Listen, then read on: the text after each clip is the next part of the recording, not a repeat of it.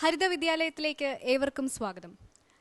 പറഞ്ഞു പഴകിയതെങ്കിലും തിരുവനന്തപുരത്തെ പ്രമുഖ വിദ്യാലയമായ കോട്ടൺ ഹിൽസിന് ഏറ്റവും അനുയോജ്യമായ വിശേഷണം ഏഷ്യയിലെ ഏറ്റവും അധികം പെൺകുട്ടികൾ പഠിക്കുന്ന സ്കൂൾ എന്നത് തന്നെയാണ്.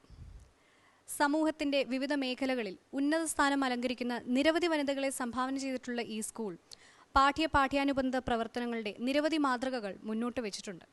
നമുക്ക് സ്വാഗതം ചെയ്യാം ഭരണകേന്ദ്രത്തിന്റെ ഏറെ സ്നേഹവാത്സല്യങ്ങൾ അനുഭവിക്കുന്ന Thiruvananthapuram government cotton hill girls higher secondary സ്കൂളിനെ വേദിയിലേക്ക്.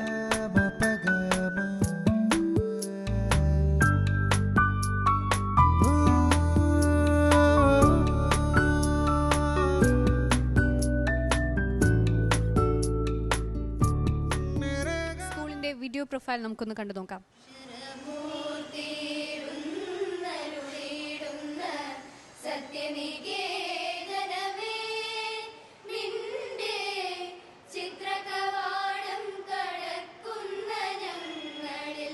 ഇത് കോട്ടൺ ഹിൽ സ്കൂൾ, ഏഷ്യയിലെ ഏറ്റവും അധികം പെൺകുട്ടികൾ പഠിക്കുന്ന വിദ്യാലയം. തിരുവനന്തപുരം നഗരത്തിന്റെ ഹൃദയഭാഗത്ത് പ്രശാന്തസുന്ദരമായ ചുറ്റുപാടിലാണ് ഞങ്ങളുടെ സ്കൂൾ സ്ഥിതി ചെയ്യുന്നത്. സമൂഹത്തിന്റെ വിവിധ തുറകളിൽ പ്രവർത്തിക്കുന്ന അനേകം പ്രശസ്തരും പ്രഗത്ഭരുമായ വ്യക്തികളെ വാർത്തെടുത്ത പാരമ്പര്യം ഞങ്ങളുടെ സ്കൂളിനുണ്ട്. കോട്ടൺ ഹിൽ എന്ന പേര് സ്കൂൾ വിദ്യാഭ്യാസത്തിന്റെ കാര്യത്തിലാവുമ്പോൾ ഒറ്റയ്ക്കൊരു ഭൂഖണ്ഡമാണെന്ന് പറഞ്ഞാലും തെറ്റില്ല. പെൺകുട്ടികൾ മാത്രം പഠിക്കുന്ന ഏഷ്യയിലെ ഏറ്റവും വലിയ സ്കൂളാണിത്. അധ്യാപനത്തിന്റെ അപൂർവ മാതൃകകളിലൊന്നായി മാറിയ 126 അധ്യാപികമാർ ഈ കുട്ടികൾക്ക് ഒരേ സമയം അറിവും കരുതലും പകർന്നു നൽകുന്നു. ചരിത്രമുറങ്ങുന്ന മണ്ണാണ് കോട്ടൺ ഹില്ലിൻ്റേത്. 1935 സ്ഥാപിച്ച ഈ വിദ്യാലയം അക്ഷരത്തിന്റെയും സംസ്കാരത്തിന്റെയും ശാസ്ത്രത്തിന്റെയും മേഖലയിൽ പുത്തൻ തലമുറയെ വാർത്തെടുക്കുന്നു. അടുത്തതായി സ്കൂൾ പ്രതിനിധികളും ജൂറി അംഗങ്ങളുമായുള്ള ആശയവിനിമയമാണ്. അർവിജി സർ, കുട്ടികളുടെ സമുദ്രത്തിൽ നിങ്ങൾ ശ്രദ്ധിക്കപ്പെടുന്നു എന്ന് തോന്നുന്നുണ്ടോ, അതോ ആ കൂട്ടത്തിൽ അങ്ങ് പെട്ടുപോകുന്നു, നിങ്ങൾക്ക് വ്യക്തിപരമായ ശ്രദ്ധ കിട്ടുന്നില്ല, അങ്ങനെ ഒരു തോന്നലുണ്ടാവുന്നുണ്ടോ? ഇല്ല, ഞങ്ങളുടെ സ്കൂളെന്ന് പറഞ്ഞാൽ ഞങ്ങളുടെ സ്കൂളിലേക്ക് കാല് വയ്ക്കുന്ന കുട്ടിക്ക് എന്ത് കഴിവുണ്ടെങ്കിലും അത് പ്രോത്സാഹിപ്പിക്കാൻ മാത്രമുള്ള സജ്ജീകരണമുണ്ട്. ഇപ്പോൾ ക്ലബ്ബുകൾ, ആർട്സ് ക്ലബ്ബാണെങ്കിൽ അവിടെ ഇപ്പോൾ സംഗീതത്തിൽ താല്പര്യമുള്ള കുട്ടികളുണ്ടെങ്കിൽ അവർക്ക് പ്രോത്സാഹനം അവിടെ നൽകുന്നുണ്ടെന്നുള്ളത് ഉറപ്പാണ്. പിന്നെ സാഹിത്യത്തിലാണ് കുട്ടികൾക്ക് താല്പര്യമെങ്കിൽ അതിന് വിദ്യാരംഗം ക്ലബ്ബുണ്ട്. അതുകൊണ്ട് തന്നെ ഞങ്ങളിവിടെ ഇത്രയും കുട്ടികൾ പഠിക്കുന്ന സ്കൂളിൽ ഞങ്ങൾ ഒതുങ്ങിപ്പോകുന്നതെന്ന് ഇതുവരെ ഞങ്ങൾക്ക് ആർക്കും തോന്നിയിട്ടില്ല. കാരണം ഏതെങ്കിലും ഒരു മേഖലയിൽ എങ്ങനെയെങ്കിലും ഞങ്ങളുടെ ടീച്ചർ ശ്രദ്ധിക്കുന്നുണ്ട്, അത് ഞങ്ങൾക്ക് ഉറപ്പാണ്. നല്ലത് തന്നെ. ഈ സ്കൂളിൽ ഇതുപോലുള്ള വലിയ സ്കൂളുകളിൽ ചിലപ്പോൾ സംഭവിക്കുന്നത് ഏത് കാര്യത്തിനും വളരെ ഔട്ട്സ്റ്റാൻഡിംഗ് ആയിട്ടുള്ള കുറച്ച് കുട്ടികളുണ്ടാവും.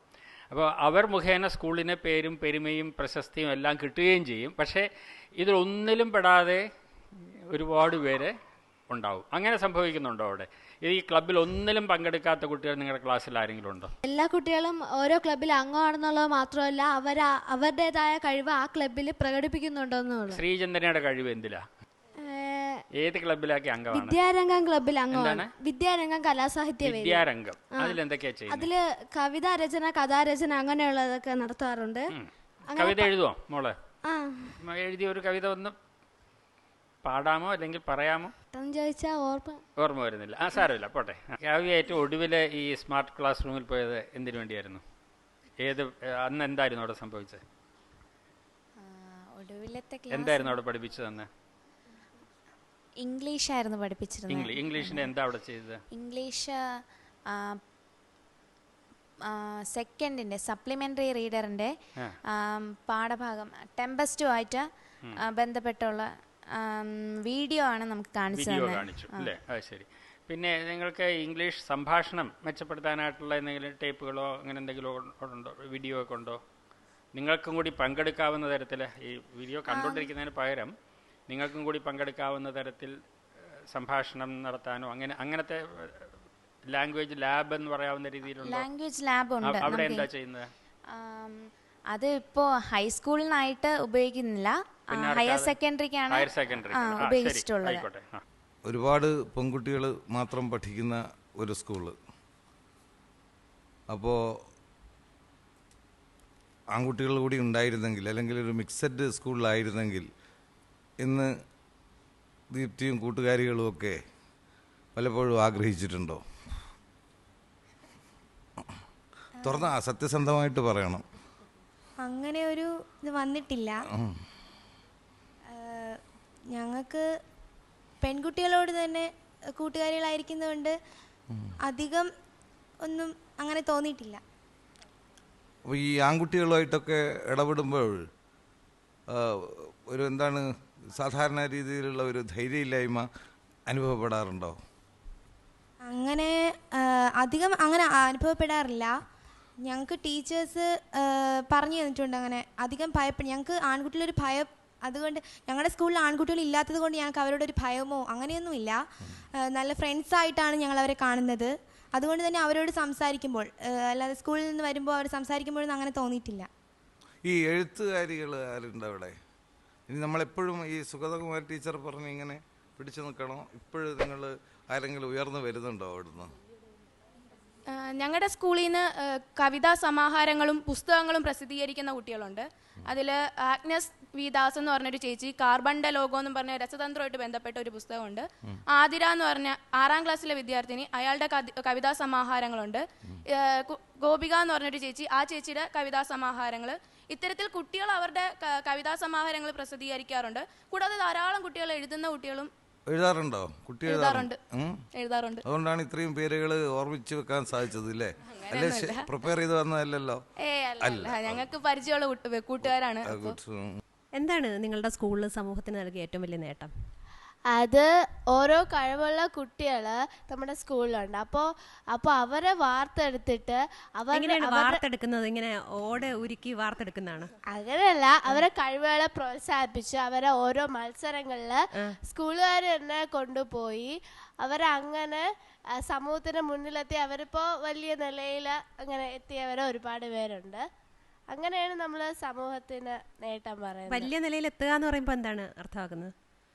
എന്താ പറയുമ്പോ അപർണയുടെ ജീവിതത്തിൽ എങ്ങനെയാണ് ഈ മുന്നേ പഠിച്ച ആളുകൾ, ഈ വലിയ നിലയിലെത്തിയ ആളുകൾ എന്ത് നേട്ടമാണ്, എന്ത് നന്മയാണ് അപർണയുടെ സ്വന്തം ജീവിതത്തിൽ കൊണ്ടുവരുന്നത്? അപ്പോഴല്ലേ നമുക്ക് നേട്ടം എന്ന് പറയാൻ പറ്റൂ. അത് അവർ ഇപ്പോൾ എൻ്റെ സ്കൂളിൽ നിന്ന് തന്നെ അവരൊക്കെ ഇങ്ങനെ പോകുന്നത് എനിക്കൊരു പ്രചോദനമാണ്. അപ്പോൾ അവരുടെ മേഖലയിലേക്ക് പോകാനും പിന്നെ ഈ സ്കൂളിൽ നിന്ന് പോയ മിക്കവരും പല മേഖലയിലും പ്രശസ്തരാണ്. അപ്പോൾ അങ്ങോട്ട് പോകാൻ നമുക്കൊരു പ്രചോദനമേകുകയാണ് അവരൊക്കെ. വെബ്സൈറ്റ് ഉണ്ട് എന്ന് പരാമർശിച്ചിട്ടുണ്ട്.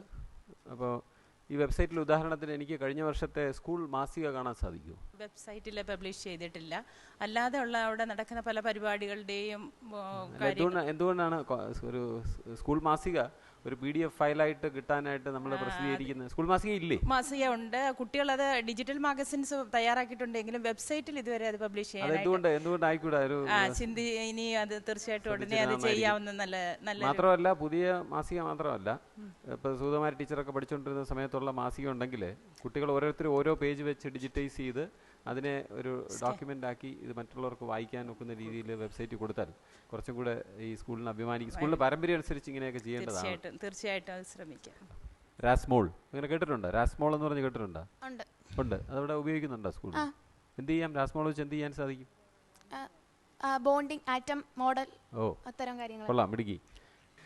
പിന്നെ അധ്യാപകർ നടപ്പാക്കിയ ഒരു പുതുമയേറിയ ഒരു പ്രവർത്തനമാണ് ജൈവ വൈവിധ്യ രജിസ്റ്റർ നിർമ്മാണം. അതിൽ പങ്കെടുത്ത ആരെങ്കിലും ഉണ്ടോ? അതിൽ ജൈവ വൈവിധ്യ രജിസ്റ്റർ തയ്യാറാക്കാനായിട്ട് നമ്മൾ തന്നെ പല സ്ഥലങ്ങളും പോയിട്ട് നിരീക്ഷിച്ച് അതെല്ലാം പ്രത്യേക ആവാസ വ്യവസ്ഥയെല്ലാം കണ്ടുപിടിച്ച് തയ്യാറാക്കണമെന്ന് ടീച്ചർ നേരത്തെ കുറച്ച് നിർദ്ദേശങ്ങളെല്ലാം തന്നു. അതനുസരിച്ചാണ് ഞങ്ങൾ തയ്യാറാക്കിയത്. തയ്യാറാക്കിയിട്ടുണ്ട്? അല്ല, തയ്യാറാക്കിക്കൊണ്ടിരിക്കുന്നു. അപ്പോൾ അത് ഇവിടെ ഒരു നമ്മുടെ അച്ചടിച്ചിരിക്കുന്നത് തയ്യാറാക്കിയിട്ടുണ്ട് എന്നാണ്. അപ്പോൾ അത് എവിടെ ഇരിക്കുന്നു, അത് വന്നാൽ കാണാൻ പറ്റുമോ എന്നാണ് അടുത്ത ചോദ്യം ഞാൻ ചോദിക്കാൻ പോയത്. ശരി, അത് എന്ന് തീരും? അത് കണ്ടിന്യൂസ് ആയിട്ടുള്ള ഒരു വർക്കാണ്. അപ്പോൾ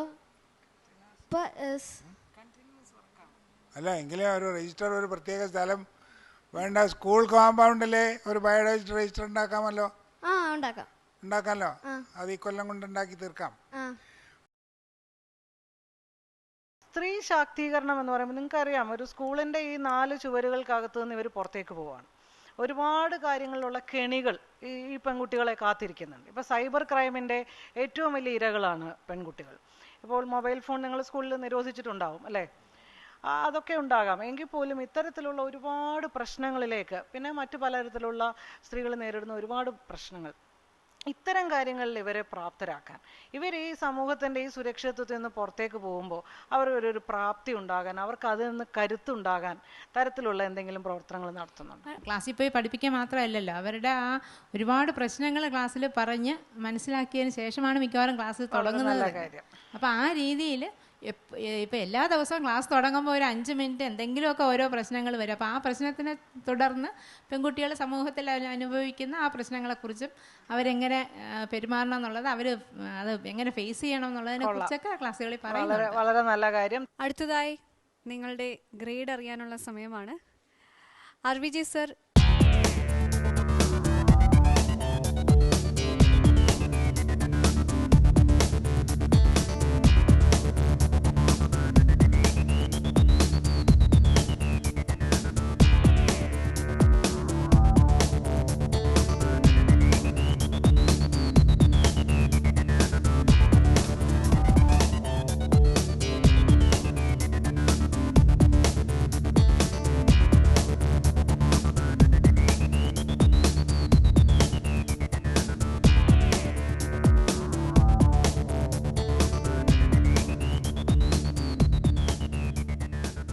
കോട്ടൺ ഹിൽ സ്കൂളിന് നമ്മുടെ ജൂറി നൽകിയ മാർക്ക് 100-ൽ 96.